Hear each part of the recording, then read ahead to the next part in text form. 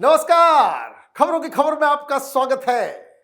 Congress party के अंदर विद्रोह, बगावत की अब आवाज सुनाई दे रही है।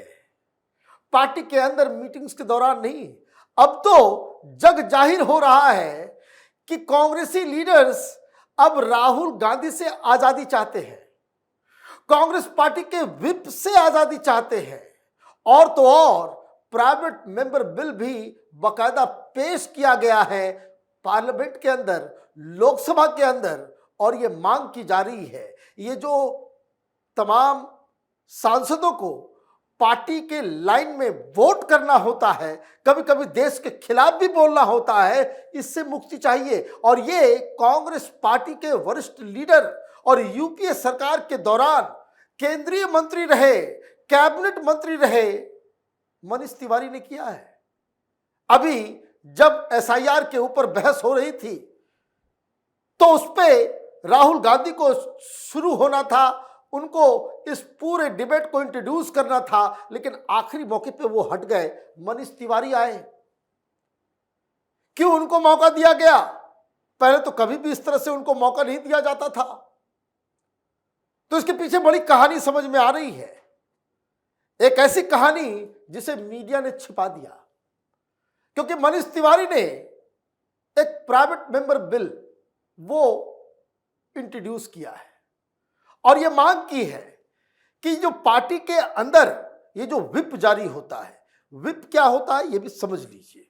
विप का मतलब होता है चाबुक, और हिंदुस्तान की डेमोक्रेसी में ये जो दल बदल कानून आया उसके बाद से ये विप नाम का एक इंस्टीट्यूशन क्रिएट किया गया। हर पार्टी के अंदर उसका चीफ विप होता है जो बताता है कि पार्टी के तमाम सांसद किस मुद्दे पे क्या वोट करेंगे। मतलब उनकी अपनी कोई भावना, अपनी कोई राय नहीं। जैसे भेड़ बकरी को चाबुक से हाँक के एक दिशा में लेकर के जाया जाता है, वैसे ही हाल हिंदुस्तान के सांसदों का है। और ये अपनी पार्टी से ऐसे त्रस्त हैं कि उन्होंने साफ साफ कहा कि इसमें बदलाव चाहिए, हम अपने मन से वोट करना चाहते हैं, कांग्रेस पार्टी क्या वोट कर रही है, नहीं कर रही है, क्या आदेश आ रहा है, हम नहीं मानना चाहते। और इसलिए ये प्रपोजल डाला है। क्या खबर आई है? Congress MP Manish Tiwari has introduced a private member bill in Lok Sabha proposing a major overhaul in the anti-defection law to allow MPs to vote independently on most legislative matters except those directly affecting a government's survival. The bill aims to free lawmakers from what Tiwari calls whip-driven tyranny and restore genuine legislative deliberation. The bill seeks to amend the 10th schedule so that MPs can be disqualified only if they defy party whip on confidence motion, no confidence motion, adjournment motions, money bill और financial matters। देखिए, बड़ी बात है। वो ये कह रहे हैं कि टिरनी, पार्टी विप की जो टिरनी है, उसका जो अत्याचार है हमारे ऊपर कि हम अपनी मन की बात नहीं कर सकते, हमें पार्टी लाइन लेना होता है। और ये व्यवस्था 10th शेड्यूल के जरिए किया जाता है। ये चाह रहे हैं कि 10th शेड्यूल में बदलाव किया जाए।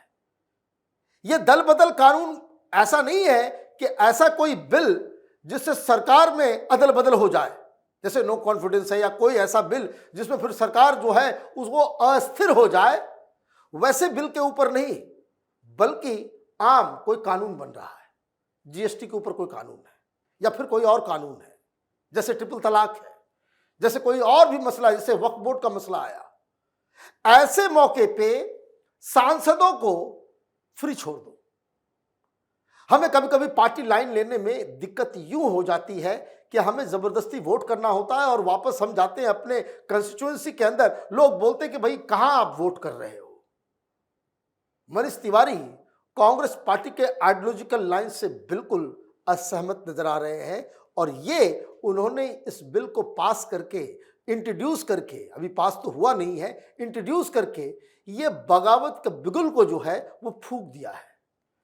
क्या वो दलील दे रहे हैं ये भी समझिए कि भाई क्यों ऐसा किया उन्होंने। Explaining the intent, Tiwari said the legislation raises a fundamental question about who has primacy in democracy: the elector who stands in the sun for hours to vote, or the political parties whose whip turns their representative into a helot. He argued that the bill seeks to return conscience, constituency, and common sense to the legislature, warning Parliament has increasingly reduced lawmakers to lobotomized numbers and dogmatic ciphers responding to a division bell. Fundamental सवाल किया है कि हम कौन है, एक सांसद, एक पब्लिक रिप्रेजेंटेटिव है कौन? पार्टी का फॉलो करने वाला एक जंतु, या फिर वो अपनी कंस्टिट्यूएंसी का रिप्रेजेंटेटिव है? वो लोग जो इन्हें वोट देकर के चुन के भेजते हैं वो इंपॉर्टेंट है या फिर पॉलिटिकल पार्टी इंपॉर्टेंट है? बड़ा वैलिड सवाल है। ज्यादातर दुनिया के डेमोक्रेसी में ये विप का सिस्टम नहीं है। ये विप का सिस्टम हमने जर्मनी से एडहॉक पे लिया, वो भी राजीव गांधी जब दल बदल का कानून बनाया जा रहा था। लोग जो है आए दिन आया राम गया राम की कहानी कि पार्टी ही लोग बदल देते थे, पैसे पे बिक जाते थे। तब ये विप का कॉन्सेप्ट लाया गया। आज भी अमेरिका हो चाहे ब्रिटेन हो, हर जगह आप किसी भी पार्टी के सांसद हो, लेकिन कोई बिल है तो आप अपनी अंतरात्मा की आवाज पे आप वोट करेंगे। मतलब ये कि मनीष तिवारी, ये राहुल गांधी जो लाइन ले रहे हैं ना, उससे त्रस्त है।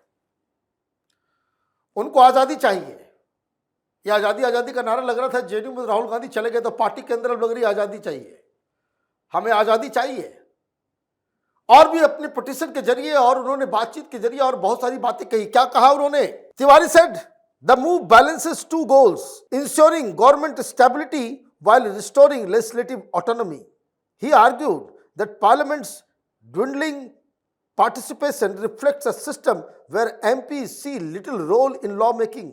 Laws are drafted by some joint secretary, read out pro forma by a minister, briefly debated and passed under the tyranny of the whip.